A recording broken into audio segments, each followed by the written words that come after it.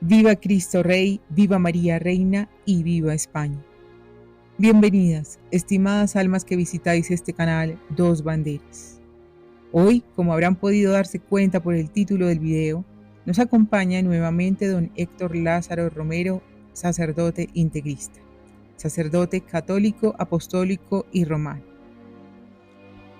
En el día de hoy, el reverendo padre estará dando respuesta a algunos de los comentarios presentados por ustedes en los dos videos transmitidos hace unos días.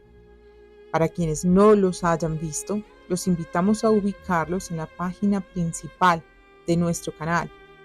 Así como les estamos indicando, se dirigen ustedes a esta sección y aquí pueden ustedes encontrar los dos videos. Es importante que quienes no hayan tenido la oportunidad de verlos, lo hagan para que puedan entender lo que vamos a tratar en el día de hoy, o lo que el Padre, nuestro reverendo Padre, va a tratar el día de hoy.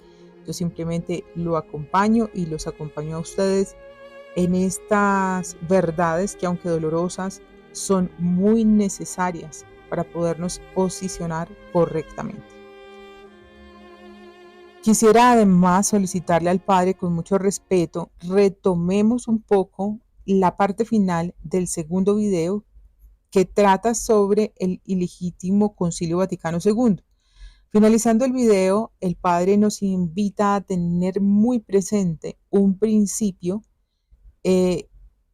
para no desubicarnos en esta hecatombe, y es considerar que la Iglesia tiene una norma remota de la fe y una norma próxima. Ni la tradición ni las sagradas escrituras se pueden acomodar, sino que se tienen que vivir acorde o a la luz de lo que recibimos a través de la Sacrosanta Madre Iglesia.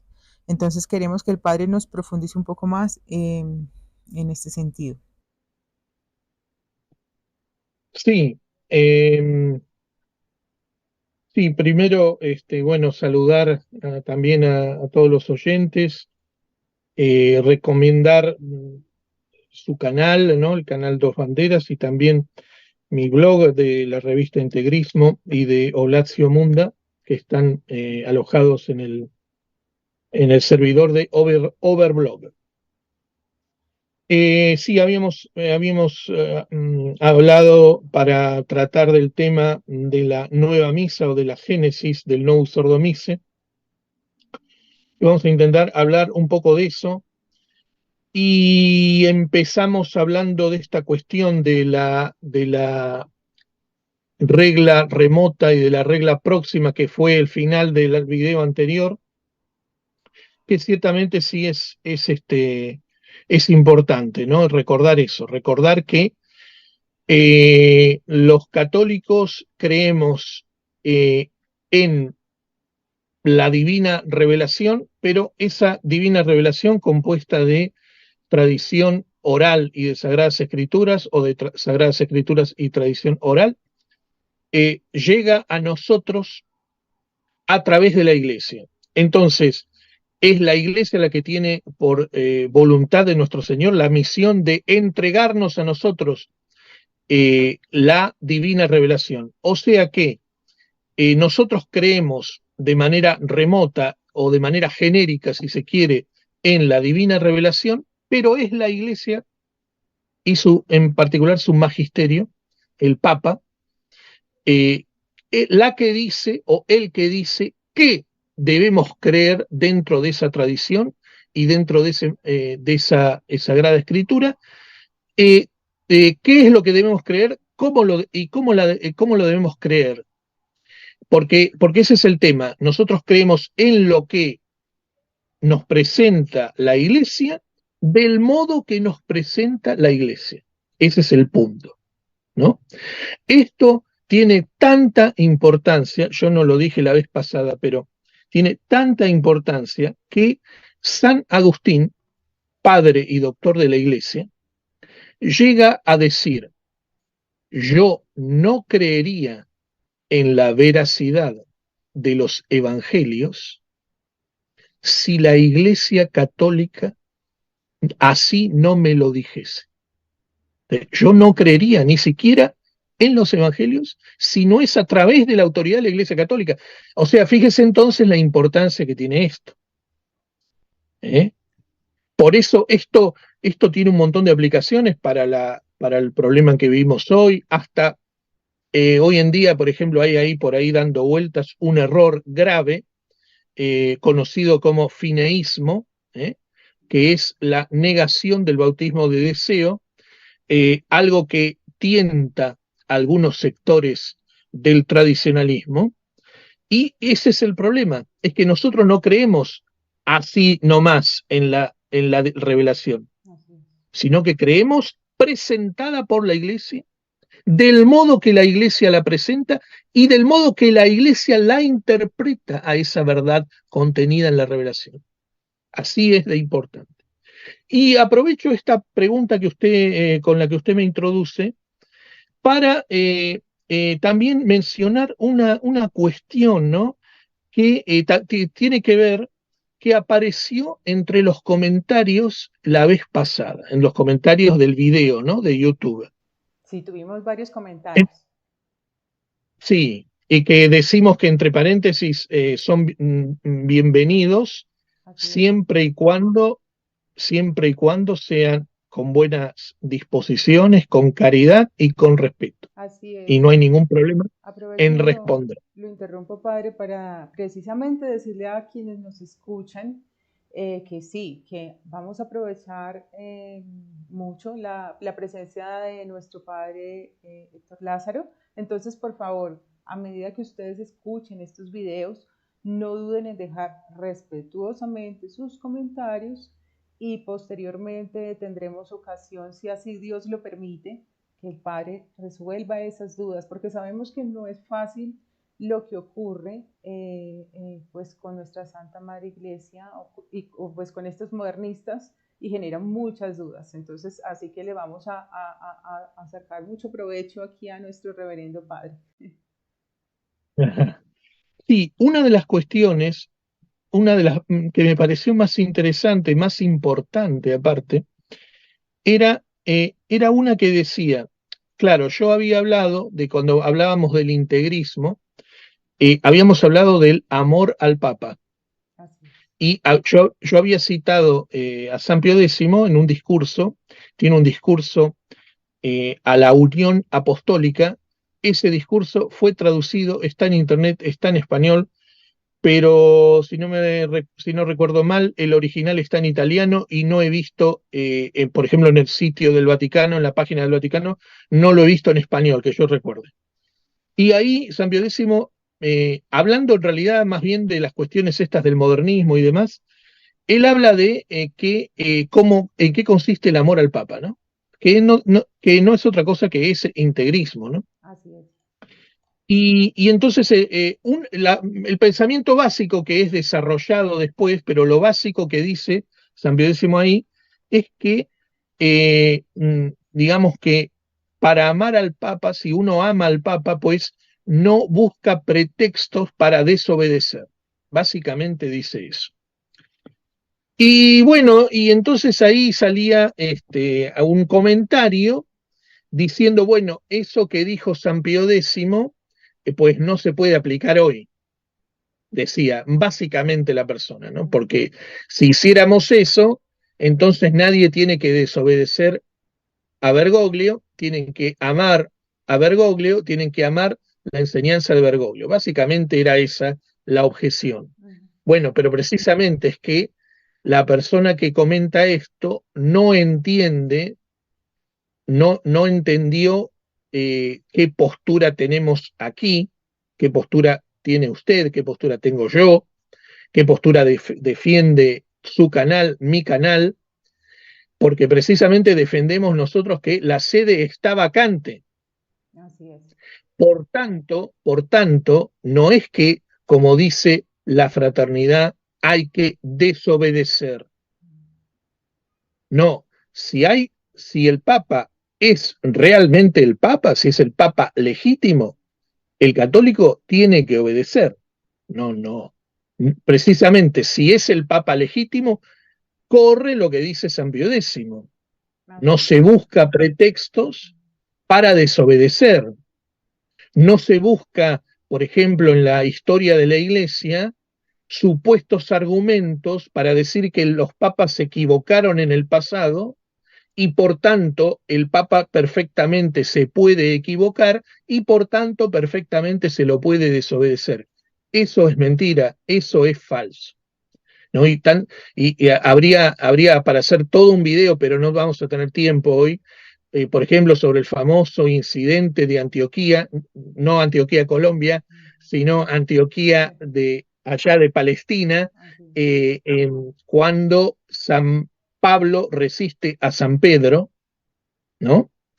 Y también, por ejemplo, el caso del Papa Liberio con San Atanasio, o el caso del Papa Honorio, que fue excomulgado, eh, y así ejemplos en la historia de papas que se habrían equivocado. Y acá incluso se está hablando del magisterio del Papa, porque no estamos hablando de otra cosa, ¿no? Bueno, todos estos casos que he mencionado en mi blog encuentran abundante material sobre eso. Todos esos casos son falsos. O sea, San Pedro no se equivocó en su magisterio, de modo que tuvo que ser rechazado en su magisterio por San Pablo. No se equivocó Liberio en su magisterio, por tanto debió ser rechazado por San Atanasio. No sucedió eso, eso es falso, es una mala interpretación histórica, es una mala, digamos, explicación histórica, porque esos hechos no sucedieron. El Papa Honorio no fue condenado en su magisterio y excomulgado por lo que haya enseñado en su magisterio, etcétera, etcétera. No tengo el tiempo de explayarme sobre eso. Pero acá lo que queremos decir es que un papa legítimo está asistido por el Espíritu Santo, es infalible en su magisterio, no en otras cosas, en su magisterio. ¿Mm? Por tanto, el Papa, un Papa legítimo, no puede enseñar a toda la Iglesia el error. Eso no es posible. Sí, Si eso sucediera, las puertas del infierno habrían prevalecido contra la promesa de nuestro Señor. Nuestro Señor le concede una asistencia divina al Papa, y tomar en cuenta que hablo de una asistencia divina, que es algo más general que la infalibilidad. ¿Eh? El Papa está asistido por el Espíritu Santo, en particular en su magisterio. No puede errar en su magisterio, no puede enseñar el error. Ni siquiera estoy hablando de herejía, acá tampoco. ¿Eh? Entonces, tener eso en cuenta, por lo cual, no es que esto que decimos del amor al Papa no se aplica en Bergoglio. No, no se aplica en Bergoglio porque Bergoglio no es Papa. Importante aclaración. Claro, se aplica necesariamente a todo Papa legítimo. Un católico no puede combatir al Papa legítimo. Eso no es, no tiene nada de católico eso. Sí, ahí queda claro Y que entre, entonces no es una contradicción como sugería el comentario. y entre paréntesis, también para terminar, recordar que estas cosas que he señalado, el incidente de Antioquía, Liberio, Honorio y otros ejemplos más, ahí por ahí también andan recordando estos falsos historiadores, recuerdan también creo que al Papa Juan XXII, ¿eh?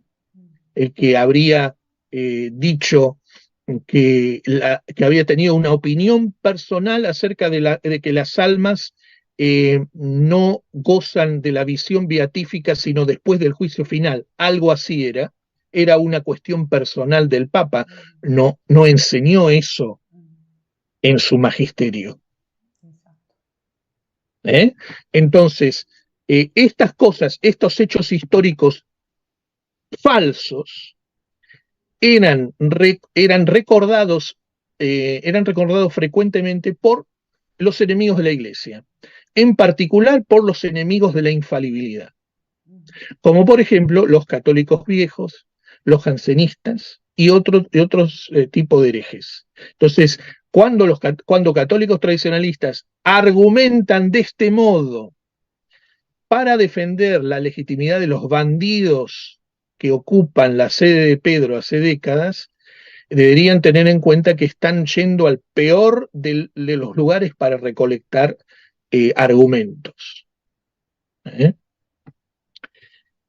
Bueno, eso era una cuestión. Después, otra cuestión, tenía dos antes de entrar a la cuestión que nos ocupa aquí.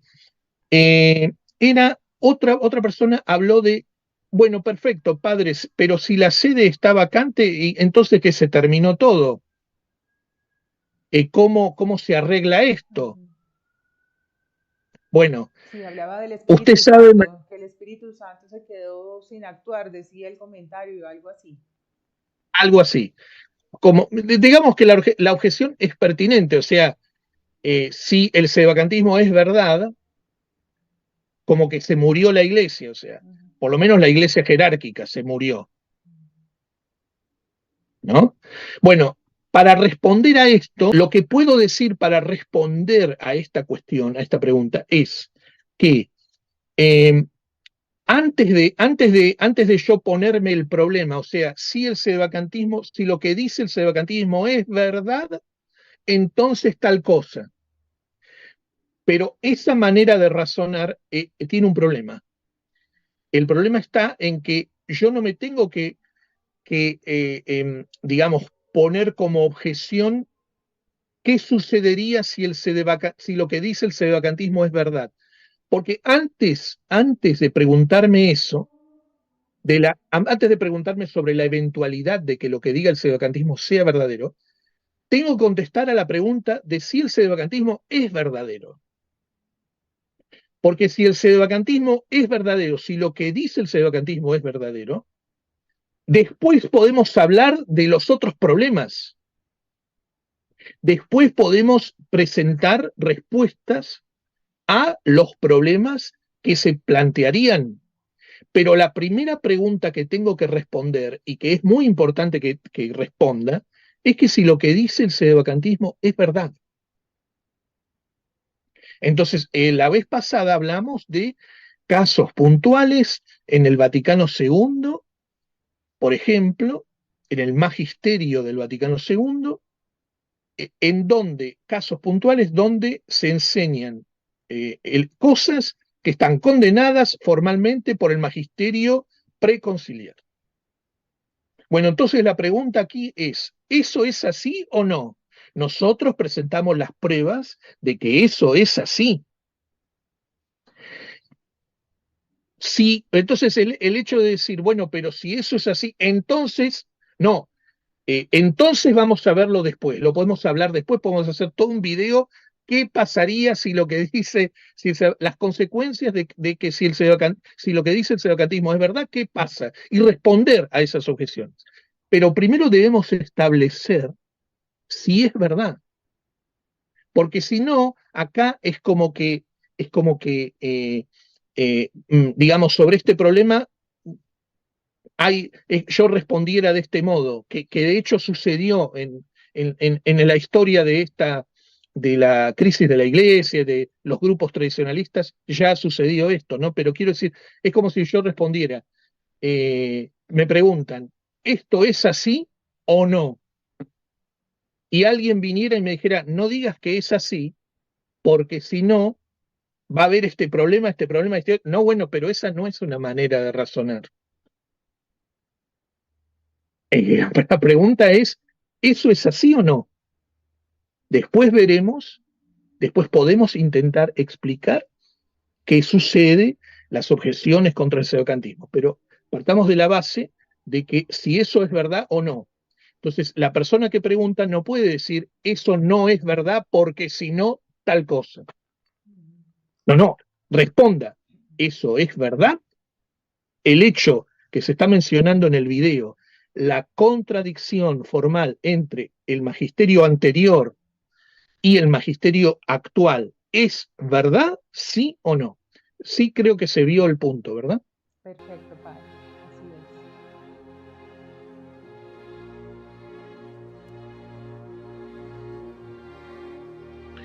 Y ella tuvo la idea original, digamos, de hacer este libro, ¿no? De lo que después se llamó el breve examen crítico del Novus Ordo Misere. Como resultado de digamos, la aparición pública de este libro, usted se dará cuenta que no podía quedar impune, digamos, cómo está oscurecida todo lo que es la presencia real, por ejemplo, hasta la comunión en la mano, la comunión de pie, etcétera, etcétera, todas las cosas que hay en el rito. Dos banderas, ad maiorem Dei gloriam.